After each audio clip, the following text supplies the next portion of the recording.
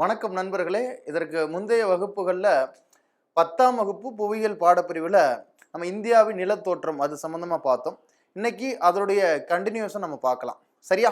அதோடைய கண்டினியூஷனாக என்ன இருக்கு? இந்தியாவில் முக்கிய இயற்கை அமைப்பு பிரிவுகள் அப்படின்னு சொல்லக்கூடியது கொடுத்துருக்காங்க. இந்தியாவில் முக்கிய இயற்கை அமைப்பு பிரிவுகள்னு சொல்லி கொடுத்துருக்காங்க. அந்த தலைப்பு தான் நம்ம பார்க்க போகிறோம். சரியா? இதில் நம்ம எப்படி நீங்கள் நோட்ஸ் எடுக்கலாம் அதுவும் நான் உங்களுக்கு சொல்கிறேன். எப்படி நீங்கள் நோட்ஸ் எடுக்கலாம் கூட நான் உங்களுக்கு சொல்கிறேன். கடைசி கிளாஸில் இந்தியானா என்ன, இந்தியாவை சார்ந்த நாடுகள் பார்டர் கண்ட்ரிஸ் என்னென்ன இருக்குது, இந்தியாவில் இருக்கக்கூடிய வடமுனை தென்முனை, Tropic of Cancer, Tropic of Capricorn அது சம்மந்தமாக பார்த்தோம். அதே மாதிரி இந்தியன் ஸ்டாண்டர்ட் டைம் அது சம்மந்தமாக பார்த்தோம். சரியா? ரைட். இப்போ இந்தியாவில் இருக்கக்கூடிய இயற்கை அமைப்பு பிரிவுகளை பொறுத்தளவில் நான் ஒரு லைனாக உங்களுக்கு நான் ரீட் பண்ணுறேன். இந்தியா வடக்கில் உள்ள கம்பீரமான இமயமலை முகடுகளையும், இப்போ இமயமலை முகடுனா அப்படி மேலே மேலே போயிட்டு வர்றது இதான் முகடுகள்னு சொல்கிறாங்க. சரியா?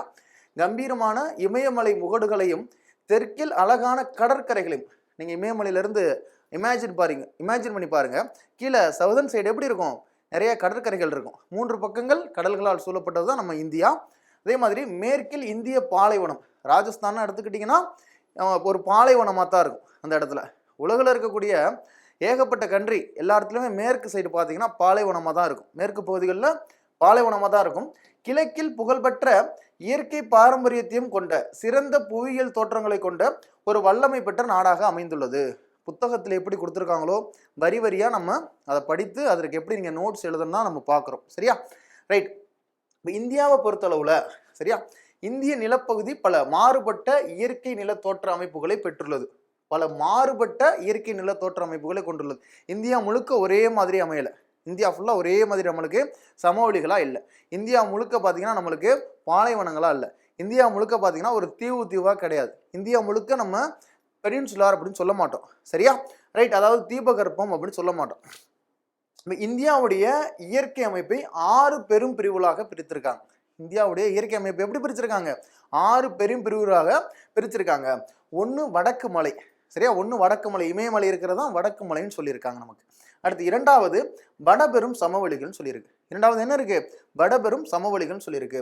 3வது தீபகற்ப பீடபூமிகள், நம்ம கீழே இருக்கக்கூடிய டெக்கன் பிளாட்டியூ அப்படின்னு சொல்லுவோம்ல, இப்போ தீபகற்ப பீடபூமிகள் அப்படின்னு சொல்லுவாங்க. தக்கான பீடபூமினா இதில் தான் வரும். பெனின்சுலார் பிளாட்டியூக்கு கீழே தான் அந்த தக்கான பீடபூமி எல்லாமே வரக்கூடியது. அடுத்து கடற்கரை சமவெளிகள். சரியா? கோஸ்டல் பிளைன்ஸ்ன்னு சொல்லுவாங்க. இங்கிலீஷில் எப்படி சொல்லுவாங்க? கோஸ்டல் பிளைன்ஸ்ன்னு சொல்லுவாங்க. அடுத்து ஐலாண்டு, தீவுகள். சரியா? இப்போ 6 பெரும் பிரிவுகள்னு போட்டிருக்காங்களே, இங்கே புத்தகத்தில் 5 தானே கொடுத்துருக்காங்க. அப்போ 1 எங்கே மிஸ் ஆகுது அப்படின்னா பாலைவனம், டெசர்ட் இருக்குல்ல, அது மிஸ் ஆயிருக்கும். என்ன மிஸ் ஆயிருக்கு? பாலைவனம் மிஸ் ஆயிருக்கு. உங்களுக்கு இந்த முதல் ஒரு 4 வகுப்புகள் நிறைய பேர் புதுசாக படிப்பீங்க மாணவர்கள். அதனால கம்மியான போர்ஷன்ஸ்லேயே நான் உங்களுக்கு கொடுக்குறேன். சரிங்களா? இது எப்படி உங்களால் புரிஞ்சுக்க முடியுதோ அதன் அடிப்படையில் ஒரு கிளாஸ் இதற்கப்புறம் அதிக நேரம் உங்களுக்கு நான் தர்றது மாதிரி இருக்கும். சரியா? ஒரு கிளாஸ் உங்களுக்கு ஒரு பாடமே கொண்டு போகிறது மாதிரி இருக்கும். ஃபஸ்ட்டு எடுத்ததுனால உங்களுக்கு சின்ன சின்ன பகுதிகளாக நான் உங்களுக்கு கொடுக்குறேன். சரியா? 6 பிரிவுகள்னு சொல்லியிருக்காங்க. 1 வடக்கு மலை, வடபெரும் சமவெளிகள்னு சொல்கிறாங்க. சரியா? நார்தர்ன் பிளைன்ஸ்ன்னு சொல்லுவாங்க ஆங்கிலத்தில். அடுத்து தீபகற்ப பீடபூமிகள் அப்படின்னு சொல்லுவாங்க. பெனின்சுலார் பிளாட்டியூ அப்படின்னு சொல்லுவாங்க. அதே மாதிரி கடற்கரை சமவெளிகள், கோஸ்டல் பிளைன்ஸ், தீவுகள், ஐலாண்டு, பாலைவனம்னா டெசர்ட் அப்படின்னு சொல்லக்கூடியது. சரியா? இந்த 6ஆ பிரிச்சிருக்காங்க. இப்போ நீங்கள் நோட்ஸில் எடுத்து பார்த்தீங்கன்னா இதை பாருங்க, ஃபிசியோகிராஃபிக் டிவிஷனில் இயற்கை அமைப்பு பிரிவுகள் எடுத்துக்கிட்டிங்கன்னா ஓகே,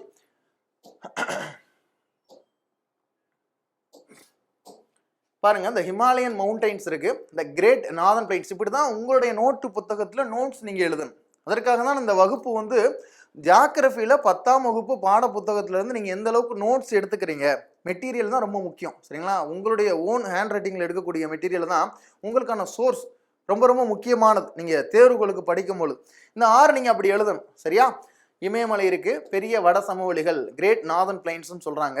அடுத்து பெனின்சுலார் பிளாட்டியூன்னு சொல்றாங்க. இந்த இந்தியன் டெசர்ட், இந்த கோஸ்டல் பிளைன்ஸ், இந்த ஐலாண்டு, தீவுகள், இந்த 6 இருக்கு சார். இது நீங்க எழுதணும். ஓகேவா? இதற்கு அடுத்து நம்ம பார்ப்போம். அடுத்து என்ன கொடுத்துருக்காங்க? வடக்கு மலைகள், இமயமலைகளை பத்தி இருக்கும். வடக்கு மலைகள், இமயமலைகளை பத்தி இருக்கும். அதிகமா தேர்வுகளுக்கு கேட்கக்கூடியதை நான் உங்களுக்கு சொல்றேன். கண்டிப்பா அதில் நான் நோட் பண்றேன். அதை நீங்க புரிஞ்சு படிக்கணும். இமயமலைகள், வடக்கு மலைகள். பாருங்க, ஃபர்ஸ்ட் லைன் என்ன கொடுத்துருக்காங்க? இமயமலைகள், வடக்கு மலைகள் அப்படின்னு சொல்லியிருக்காங்க. உலகின் இளமையான மற்றும் மிக உயரமான மலைத்தொடர். ரொம்ப யங்கஸ்ட் மவுண்டைன் சொல்றாங்க இமயமலை. அப்போ கொஞ்ச நாளைக்கு முன்னாடி தான் வந்திருக்கு. கொஞ்ச நாளைக்குன்னா நம்ம 1 வருஷமோ 2 வருஷமோ நினைச்சிடக்கூடாது. ரொம்பவும் இளமையானது, நேற்று பிறந்தவன் தான் நினைக்கக்கூடாது. இதிலே கொடுத்துருக்காங்க பாருங்க, ஏனெனில் இம்மலைகள் சில மில்லியன் ஆண்டுகளுக்கு முன்னர் தான் உருவாகி உள்ளது. சில மில்லியன் ஆண்டுகளுக்கு முன்னாடி உருவானதையே என்ன சொல்றாங்க, இளமையான மலைகள்னு சொல்றாங்க. அப்ப பில்லியன் கணக்கில் உருவாயிருந்தா எப்படி சொல்லியிருப்பாங்க, கொஞ்சம் புரிஞ்சு பாருங்க. சரியா? மேலும் புவி மேலோட்டு எர்த் கிரஸ்ட்னு சொல்றாங்க. ஆங்கிலத்தில் என்ன சொல்லுவாங்க, புவி மேலோட்டு பகுதி என்ன சொல்லுவாங்க, எர்த் கிரஸ்ட். புவி மேலோட்டு பேரியக்க விசைகள் காரணமாக புவி மேலோடு மடிக்கப்பட்டு மடிப்பு மலைகளாக உருவாகின. புவி மேலோடு மடிக்கப்பட்டு மடிப்பு மலைகளாக உருவாகின. இந்த இடத்துல இயற்பியல் பிசிக்ஸ் வந்திருக்கும். இந்த இடத்துல பிசிக்ஸ் வந்திருக்கும். நான் உங்களுக்கு விளக்கப்பேன். சரிங்களா? பிசிக்ஸ் எப்படின்னு சொல்லி நான் உங்களுக்கு கண்டிப்பாக சொல்கிறேன். பின்னாடி ஒரு கான்செப்ட் வரும், அதை நான் உங்களுக்கு சொல்கிறேன். டென்சைல் ஃபோர்ஸ், கம்ப்ரசிவ் ஃபோர்ஸ் அப்படின்னா உங்களுக்கு நான் சொல்கிறேன். சரியா? இழுப்பு விசை, அழுத்தப்பட்ட விசை, இது சம்பந்தமா. சரியா? ரைட். மேற்கில், சரியா, இமயமலைக்கு மேற்கே என்ன இருக்கு, ஜஸ்ட் நீங்கள் அதை படிக்கும் பொழுது ஒரு மேப் பக்கத்தில் வச்சுக்கிறோம். இல்லாட்டினா உங்களுடைய ஃபோனில் வந்து மேப்பாவது ஓப்பன் பண்ணி வச்சுக்கிறோம். அப்படி இல்லாட்டினா ஒரு பேப்பரில் உங்களுடைய ஜியோகிராஃபி நோட்டில் நீங்கள் மேப் மாதிரி போட்டு வச்சுக்கிறோம். அப்படி இமேஜின் பண்ணி பார்க்கணும். அப்போ தான் உங்களுக்கு புரியும். சரியா? மேற்கில் சிந்து பள்ளத்தாக்கிலிருந்து கிழக்கே பிரம்மபுத்திரா பள்ளத்தாக்கு வரை சுமார் 2500 கிலோமீட்டர் நீளத்திற்கு நீண்டு பரவியுள்ளது. எந்த அளவுக்கு இருக்கு அப்படின்னு சொல்லி கொடுத்துருக்காங்க. எடுத்துக்கிட்டிங்கன்னா எக்ஸாம்பிள் பாருங்க, என்ன சொல்றாங்க, இதுதான் ஹிமாலயன். பாருங்க, இந்த போட்டிருக்காங்க பாருங்க, இதுதான் ஹிமாலயன். இப்போ நம்ம படிக்கிறது. சரிங்களா? இமயமலைகள் பற்றி, வடக்கு மலைகள்னு சொல்றாங்கல்ல, இதுதான் இந்த ஹிமாலயன்ஸ். இங்கே வந்து பார்த்தீங்கன்னா இந்த அரக்கு கலரில் போட்டிருக்காங்க பாருங்க, இதுதான் ஹிமாலயன்ஸ். அடுத்து கீழே எல்லோ கலரில் என்ன இருக்கு பாருங்க, நார்தன் பிளைன்ஸு, வடபெரும் சமவெளிகள் தான் இருக்கக்கூடியது. இது ஃபுல்லாக பார்த்தீங்கன்னா வடபெரும் சமவெளிகள்னு சொல்றாங்க. ஃபுல்லாக இங்கே பிரம்மபுத்திரா வருதா, இங்கே கங்கை வருதா, சரியா, இது எல்லாமே சேர்த்து வடபெரும் சமவெளிகள்னு சொல்றாங்க. சரியா? அடுத்து வந்து இது எல்லாம் பெனின்சுலார் முக்கோணம், ஒரு ட்ரையாங்கிள் ஷேப்ல இருக்கும், பெனின்சுலார் பிளாட்டியூ. சரிங்களா? அதே மாதிரி தீபகற்ப பீடபூமின்னு சொல்லுவாங்க. இப்போ நீங்க மேப் வச்சு படிக்கும் பொழுது அப்படியே உங்க கண்ணுக்கு முன்னாடி வந்து நிற்கும். சரியா? அடுத்து கடற்கரை சமவெளிகள். இங்கே குஜராத்தில் ஸ்டார்ட் ஆகி பாருங்க, குஜராத்தில் ஸ்டார்ட் ஆனதுக்கப்புறம் அப்படியே வருது. மொத்தம் 9 ஸ்டேட் வழியாக போகும். 9 மாநிலங்கள் வழியாக பார்த்தீங்கன்னா நம்மளுடைய கடற்கரை சமவெளி இருந்திருக்கும். 2 யூனியன் பிரதேசங்கள் வழியாக போகும். 2 யூனியன் பிரதேசங்கள் வழியாக போகும். இந்த சைடு ஒரு 5 மாநிலங்கள் இருக்கும், இந்த சைடு ஒரு 4 மாநிலங்கள் இருக்கும். சரியா? நீங்கள் ஒரு மேப் வச்சு படித்தாலே உங்களுக்கு ஈஸியாக புரியும். சரியா? அதே மாதிரி டெசர்ட், இந்த ராஜஸ்தான் பகுதி இருக்கா, ஆரவள்ளி மலைத்தொடர் இருக்கு. இங்கிட்டு பார்த்தீங்கன்னா இந்த ஆரவள்ளி மலைத்தொடருக்கு வெஸ்டர்ன் சைடு பார்த்தீங்கன்னா என்ன இருக்கும், டெசர்ட் இருக்கும், பாலைவனம் இருக்கும். இந்த நீங்கள் மேப்பு பார்த்தாலே உங்களுக்கு இப்படி தான் இந்தியாவை பிரிச்சிருக்காங்க. இப்போ இந்தியாவை பிரிக்கிறதுல நம்ம மேலே உள்ளதை மட்டும் பார்க்குறோம். இப்போ வடக்கு மலைகளை பற்றி பார்க்குறோம், இமயமலைகளை பற்றி பார்க்குறோம். சரியா? இப்போ இதில் 2500 கிலோமீட்டர் எதுலேருந்து எது வரைக்கும், சிந்து பள்ளத்தாக்கிலிருந்து கிழக்கே பிரம்மபுத்திரா பள்ளத்தாக்கு வரை. சிந்து பள்ளத்தாக்கு வெஸ்டர்ன் சைடு இருக்கும், பிரம்மபுத்திரா பள்ளத்தாக்கு ஈஸ்டர்ன் சைடு இருக்கும். இது வரைக்கும் மொத்தம் 2500 கிலோமீட்டர் இருக்கான். எவ்வளோ இருக்கு, 2500 கிலோமீட்டர் நீண்டு பரவி உள்ளது. புத்தகத்தில் கொடுத்துருக்காங்க. இம்மலைகள் காஷ்மீர் பகுதியில் 500 கிலோமீட்டர் அகலத்துடன், நீங்கள் ஒரு மேப் எடுத்து போட்டிங்கன்னா உங்களுக்கு எப்படி வரும், இப்போ பாருங்க,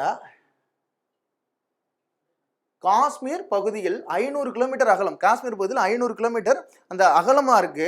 அதே மாதிரி அருணாச்சல் பிரதேசத்தில் 200 கிலோமீட்டர். இங்கே பிராடா பாருங்க, அகலமாக இங்கே இருக்கக்கூடியது அருணாச்சல் பிரதேசத்தில் பார்த்தீங்கன்னா ரொம்ப கம்மியாக இருக்கு. சரிங்களா? அந்த அகலத்தை எடுத்து பார்த்தீங்கன்னா இங்கே அதிகமாக இருக்கு, அருணாச்சல் பிரதேசத்தில் கம்மியாக இருக்கு. இப்போ இந்த மேப்பில் பாருங்க. சரியா? அருணாச்சல் பிரதேசத்தில் எவ்வளோ இருக்கு, எவ்வளோ தான் இருக்கு.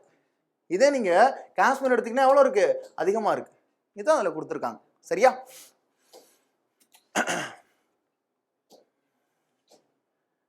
ரைட். அடுத்து எக்ஸாம்ல கேட்ட கேள்வி, சரியா, பிரபலமான பாமீர் முடிச்சு உலகின் கூரை என அழைக்கப்படுகிறது. சரிங்களா? ரூஃப் ஆஃப் தி வேர்ல்டு அப்படின்னு சொல்லுவாங்க ஆங்கிலத்தில். உலகின் கூரை என அழைக்கப்படுவது என்ன அப்படின்னு சொல்லி பார்த்தீங்கன்னா பாமீர் முடிச்சு தான் உலகின் கூரை என அழைக்கப்படுகிறதுன்னு சொல்லுவாங்க. சரியா? இது என்ன, மத்திய ஆசியாவின் உயரமான மலைத்தொடரையும் இமயமலையும் இணைக்கும் பகுதியாக உள்ளது. மத்திய சென்ட்ரல் ஏசியா இருக்குல்ல, அதில் இருக்கக்கூடிய உயரமான மலைப்பகுதியையும் இமயமலையும் இணைக்கக்கூடிய ஒரு பாலமாக இருக்குது. எது, இந்த பாமீர் முடிச்சு. சரியா? இந்த இமயமலை பாமீர் முடிச்சிலிருந்து கீழ் நோக்கி, இமயமலை இந்த வாக்கில் இருக்கு, கீழ் நோக்கி ஒரு வில்லு மாதிரி இருக்குது. இந்த பாமீர் முடிச்சிலேருந்து இமயமலை இந்த மாதிரி இருக்குது. சரிங்களா? ஒரு வில் போன்ற அமைப்பில் இருக்குது. சரியா? நான் உங்களுக்கு ரீட் பண்ணிவிட்டு இதற்கான நோட்ஸ் எப்படி நீங்கள் எடுக்கணும் அதையும் நான் உங்களுக்கு தெளிவாக சொல்கிறேன். சரியா? ஏன்னா இதனால் நீங்கள் ஒரு வரிகளாக படித்து அதில் இருக்கக்கூடிய ஃபேக்சுவல் கரண்ட் எடுத்துக்கிறேன். சிலதுனா மனப்பாடம் பண்ணுற மாதிரி தான் இருக்கும், நிறையாது புரிஞ்சு படிக்கிறது மாதிரி இருக்கும். ஓகேவா?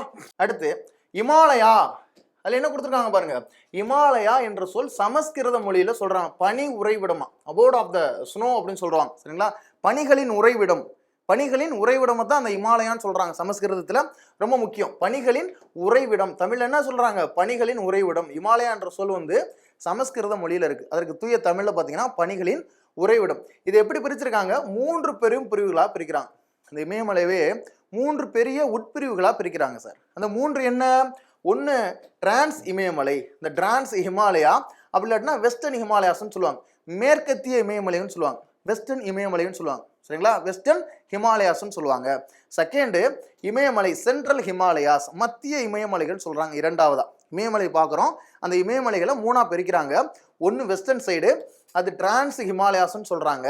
செகண்ட் சென்ட்ரல் ஹிமாலயாஸ்ன்னு சொல்றாங்க. பாருங்க, சென்ட்ரல் ஹிமாலயாஸ்ன்னு சொல்லுவாங்க. தேர்டு கிழக்கு இமயமலை, அப்படி இல்லாட்டினா அதற்கு இன்னொரு பேர் இருக்கு, பூர்வாஞ்சல் குன்றுகள்.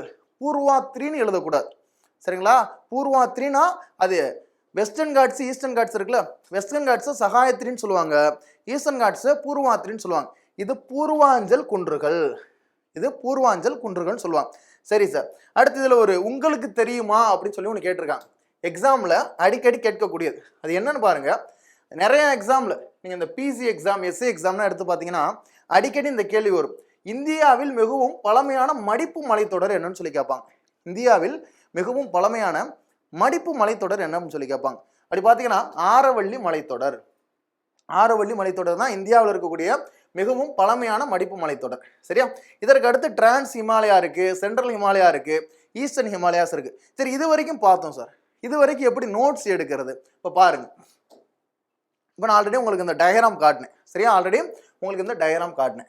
இந்த இருக்கு பாருங்க, இந்த மாதிரி தான் நீங்கள் எழுதணும் நோட்ஸில். ஒன்ஸ் இங்கிலீஷில் நீங்கள் எழுதுறதா இருந்தாலும் இங்கிலீஷில் எழுதலாம், தமிழ் எழுதுறவங்களா இருந்தாலும் தமிழ் எழுதிக்கலாம், ஏதோ ஒரு லாங்குவேஜில் எழுதிக்கிறங்க. ஹிமாலயா மவுண்டன், இமயமலை இருக்கு. ஃபர்ஸ்ட் என்ன சொன்னேன், இளமையான மற்றும் உயரமான மலைத்தொடர். ரொம்ப யங்கஸ்ட் மவுண்டன் கேட்பாங்க, தேர்வுகளில் கேட்பாங்க. யங்கஸ்ட் மவுண்டன் என்னன்னு சொல்லி கேட்பாங்க. இதோடைய அகலம் என்ன இருக்கு, காஷ்மீரில் 500, அதே மாதிரி அருணாச்சல் பிரதேசத்தில் 200 கிலோமீட்டர். 500 மீட்டர்னு போட்டக்கூடாது, 500 கிலோமீட்டர். அதே மாதிரி அருணாச்சல் பிரதேசத்தில் பார்த்தீங்கன்னா 200 கிலோமீட்டர் இருக்கு.